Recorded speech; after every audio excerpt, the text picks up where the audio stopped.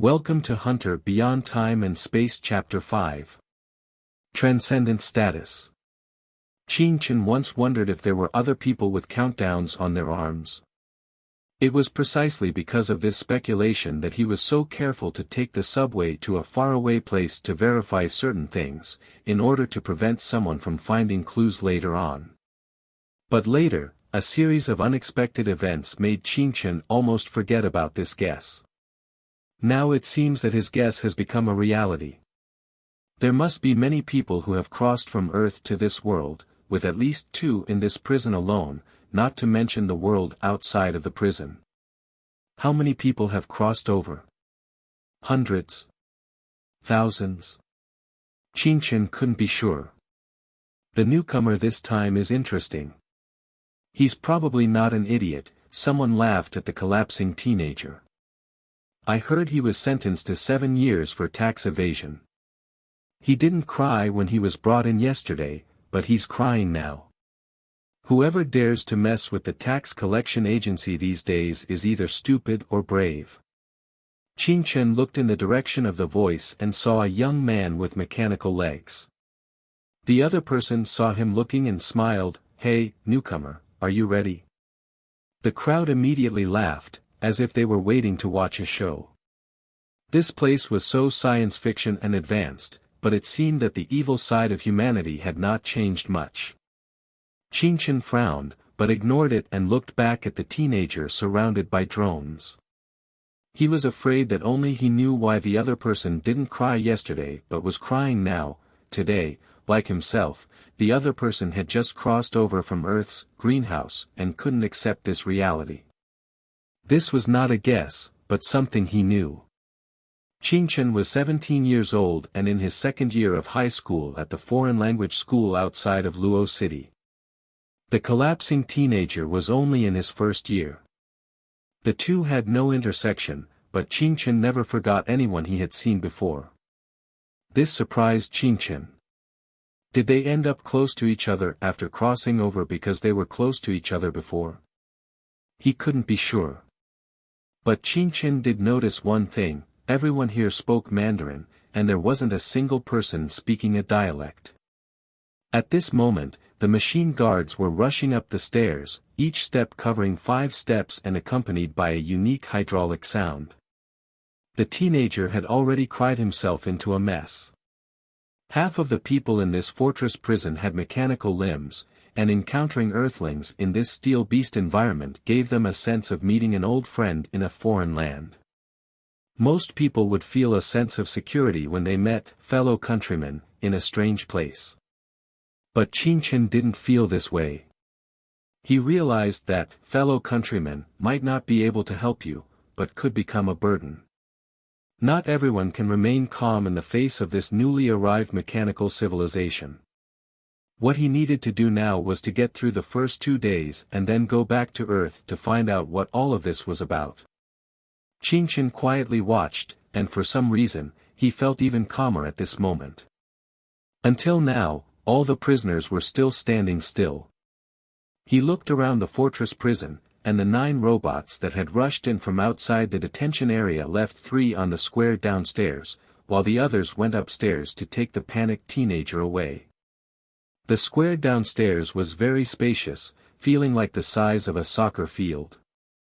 The open square was divided into several areas: dining area, fitness and entertainment area, reading area, audiovisual area, etc. There were no partitions between these areas, like a large free activity area, and 8 large steel gates were distributed around the edge of the square. Those gates were probably large enough to allow armored vehicles to pass through. Suddenly, Chen was stunned. He saw that 3 people had already appeared at a table on the ground floor square, without him noticing when they had arrived. A middle-aged man in his 40s was sitting there, and 2 young men were smiling beside him, looking up at the prisoners upstairs with interest. In front of the middle-aged man was a chessboard with a set of endgames set up. What was even more surprising was that there was a cat lying beside the chessboard on the table, with its paws tucked in and dozing off, gray with two tufts of pointed hair on its ears, looking a bit like a cheetah but not quite. A Maine Coon. They could keep cats in prison. Qin was a bit astonished. His gaze had been distracted by the fellow countryman, so he hadn't noticed when these three people and a cat had arrived on the square. At this point, the middle-aged man was engrossed in the chessboard, as if what was happening upstairs had nothing to do with him. And, what surprised Qin even more was that even the robots on the square seemed to be ignoring the three people and the cat. The seriousness and tension upstairs were in stark contrast to the relaxed and calm atmosphere downstairs, like two different worlds. Of the three people, two young men were wearing normal blue and white prisoner uniforms, while the middle-aged man was wearing a white practice suit. In this gloomy and oppressive environment, the white was extremely out of place. Qin secretly thought to himself, could this be the warden? Actually, the other prisoner was wearing a practice uniform different from the others, but there was a small black prison number embroidered on the chest of the practice uniform. This middle-aged man is also a prisoner in the prison, but the most special one. As if feeling his gaze, a young man next to the middle-aged man suddenly turned his head, smiled at him and looked back. Qin immediately withdrew his gaze. After the collapsed Earth teenager was taken away, the broadcast in the prison fortress sounded again, "Go to the cafeteria for meals in order." As soon as the voice fell, Qin saw all the prisoners turn to the right, then lined up in a long queue and headed towards the square along the stairs. It was not until then that Qin had the opportunity to count the number of prisoners, including him, 3102. The prison fortress has a total of 7 floors, and each floor of prisoners forms a team, led by the prisoner at the front of the team, and orderly goes to the cafeteria. No one cut in during this period, and no one left the team. Qin felt that everyone here was operating according to a predetermined program, and everything had been restricted. This order lasted until everyone finished their meal at the robot window. It seems that after finishing the meal, you can move freely. They lived on the 5th floor, so when it was their turn to get food, the people on the 1st floor had already finished eating. Qin saw 2 burly prisoners pulling a young man directly towards the nearest 1st floor cell, and many people followed along to make fun. Someone instructed, "Quickly pull him into the cell, don't hurt him on the square, be careful of the robot prison guards interfering." The prisoner pulling the young man responded casually, "Don't worry, I'm not as stupid as Yang Jie." At the same time, the young man struggled and shouted, "Let me go." But when he was about to be pulled into the cell, his voice turned into a plea, "Please spare me." However, no matter what he said, no one paid attention to his request, but instead attracted more noisy laughter. Suddenly, the old man with mechanical eyes in front of him turned around and laughed, "Don't look around, it will be your turn later."